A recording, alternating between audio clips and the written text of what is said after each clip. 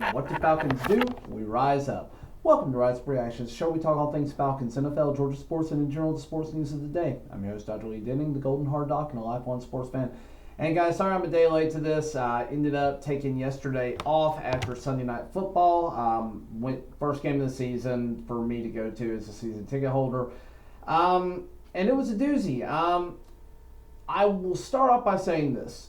I really didn't have much hope that we were going to win this game going into it. I just thought Patrick Mahomes and that offense were going to be too much. But they looked human. And not only did they look human, our defense played incredibly well, all things considered. We ended up keeping Patrick Mahomes to under 250 yards. He only got 217.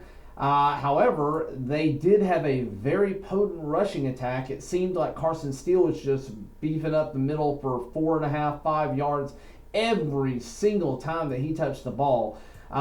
Just instant reactions from being at the game.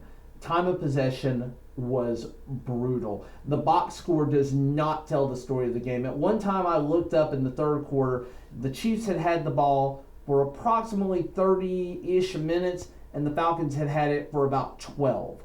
That's brutal. That means the defense had been on the field for half of the game, and it wasn't even over at that point. It wasn't even 3/4 of the way over. I think the box score, it ended up being a little bit better. I think it was something more like 34-26, but that was only because of one incredibly prolonged drive by the Falcons towards the end, which didn't end up manifesting points. Kirk didn't look bad. I want to be very clear. Kirk did not look bad. He had an interception. It's his fault, but he got hit on the throw.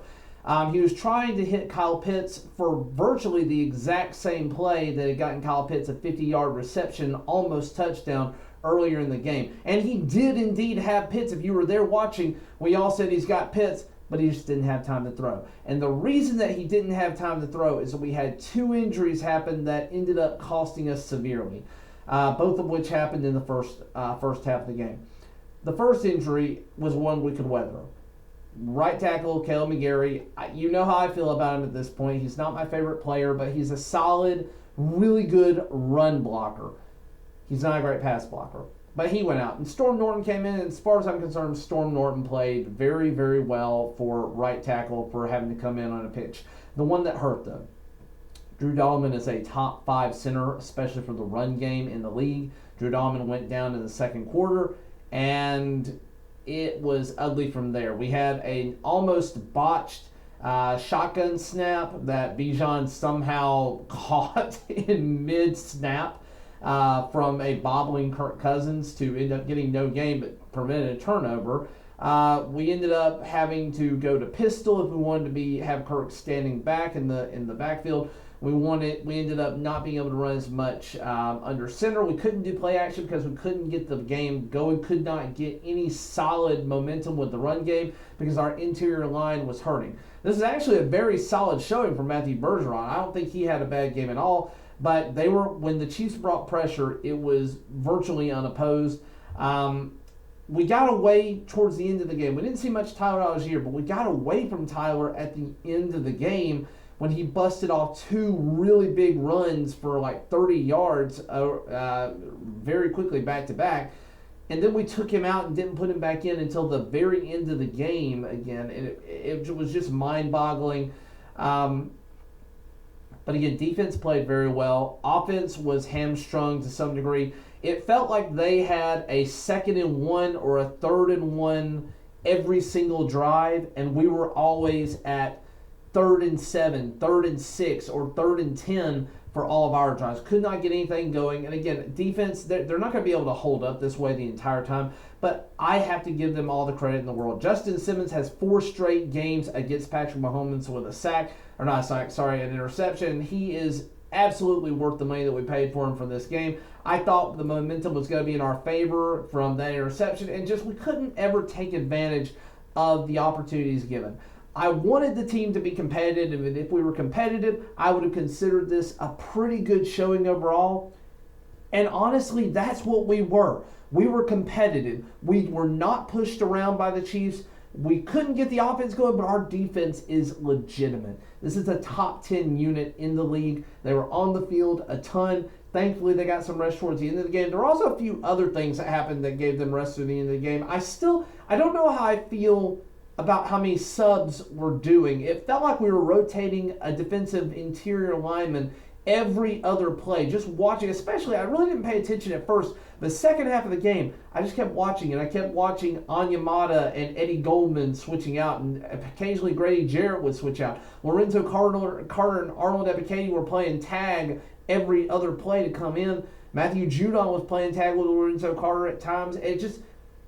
It felt like we couldn't get any momentum with this defensive line. We couldn't really get much pressure on Patrick Mahomes. I'm not sure. I don't think we ended up with a sack. Maybe we did. I just don't recall one off the top of my head. Yeah, we didn't get credited for any sacks. Yeah, it was a tough day overall, though, for the Falcons defense. The interior was gashed a little bit. I think Nate Landman not being around, still being hurt, cost us a little bit on that one. He is very clearly one of our best run defenders. I think Clark Phillips III should have been utilized to some degree because he's great at run defending as well. But, I have spoken poorly about Mike Hughes for the last season. He was awful last year. He's probably our best corner right now. He is playing better than A.J. Terrell. D. Alford got in on the mix a lot of times. He didn't really get beat on anything. He had to make a lot of hero tackles in the back or in the secondary. It was an electric environment to be at. It was probably the best environment overall that I've been at as a fan for Sunday night. Ever. I don't recall getting to go to a primetime game since I've been a Falcons season ticket holder. And it was electric for that reason. I don't ultimately feel bad about this loss. I think we wasted opportunities, and I think this is going to be something that does haunt us a little bit. Well, let's just think about this logically. Saints lost. Tampa Bay lost. We've got games against both of them in the next 2 weeks. We're 1-2 right now. If we win both of those games, we're winning the division most likely because Tampa Bay is probably going to lose to the Eagles this next week. And the Saints, that's who we get at home. It's hate week this week, and I am very ready to show the Saints what we're made of. We'll see how the week shakes out, see if any injuries pop up, but that's all I got for you today. It is a disappointing loss, but ultimately I am encouraged by the heart that the defense showed, by the incredible play that the defense showed, and the offense, if we can get a little bit better on timing, a little bit more time on pass protection. And Kirk, there is one thing I'll say with Kirk. He's got to run the ball periodically. If he doesn't run the ball, that's going to be a problem. On the play that he basically he got tripped up by the defensive interior lineman. He had it for about a second. He had a lane to pick up a critical third down. It was like a 3rd and 2, and he could have easily gotten 7 or 8 yards before sliding just based on the bubble that had been created in the middle of the field. He was afraid to take off. I don't know if it's a mental thing for him. He's got to break that, though.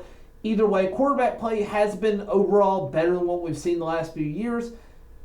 I don't think you're going to hear a lot of Penix calls right now, but again, we'll see. I want to give Kirk a full run through the next 3 divisional games, which are all critically important. We need to be 4-2 coming out of the next 3 games. That would solidify us as a very good team. It would solidify us in the playoff hunt and would give us a leg up for the rest of the season. We've got a total of 5 divisional games before our Week 12 bye week, and then we don't have another one until the end of the season. So we've got a really crucial stretch coming up.